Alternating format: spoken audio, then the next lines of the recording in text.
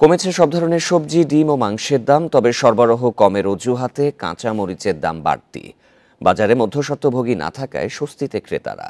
Syndicate ভেঙে দেয়া সহ বাজারে নিয়মিত নজরদারি বাড়াতে নতুন সরকারের প্রতি আহ্বান জানান তারা। প্রিয় নম্বর সেট করে বিকাশে সেন্ড মানি করুন ফ্রি।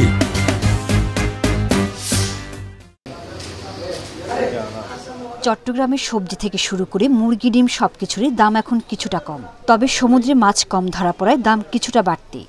দেশি মুরগি আমরা 500 টাকা বিক্রি করতেছি। মাছের সিজন, কিন্তু মাছ ভালো করে পড়তেছে না। মাছ যা আসতেছে সীমিতর ভিতরে, আর কোয়ালিটির মাছ খুব কম, মাছের দাম একটু বেশি। রাজশাহীর বাজারে সবজির দাম কমলেও বেড়েছে কাঁচামরিচ ও পেঁয়াজের দাম। কাঁচামরিচ কেজিতে 200 টাকা বেড়ে বিক্রি হচ্ছে 400 টাকায়, আর পেঁয়াজ বিক্রি হচ্ছে 110 টাকা কেজিতে। তো কাঁচামরিচের দাম আজকে খুবই বেশি, 400 টাকা কেজি। গত সপ্তাহে বা দুই তিন দিন আগে যেটা ছিল 200 টাকা কেজি। বরিশালের বাজারে সব ধরনের সবজির দাম কেজিতে কমেছে 10 টাকা পর্যন্ত। মুরগির দামও কেজিতে 15 টাকা পর্যন্ত কমেছে। প্রকারভেদে চালের দাম বেড়েছে কেজিতে 2 থেকে 3 টাকা পর্যন্ত।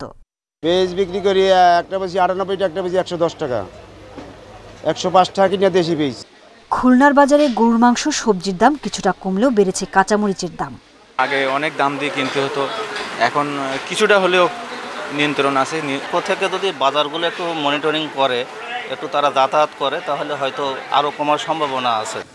সরবরাহ ভালো থাকায় গাজীপুরের দাম কমেছে মুরগির। সিলেটের দাম কমেনি সবজি ও মাছ মাংসের। সরবরাহ কম থাকায় বগুড়ায় কাঁচামরিচ কেজিতে 160 টাকা বেড়ে বিক্রি হচ্ছে 360 টাকায়। সোহেলি জাহান, ইন্ডিপেন্ডেন্ট নিউজ।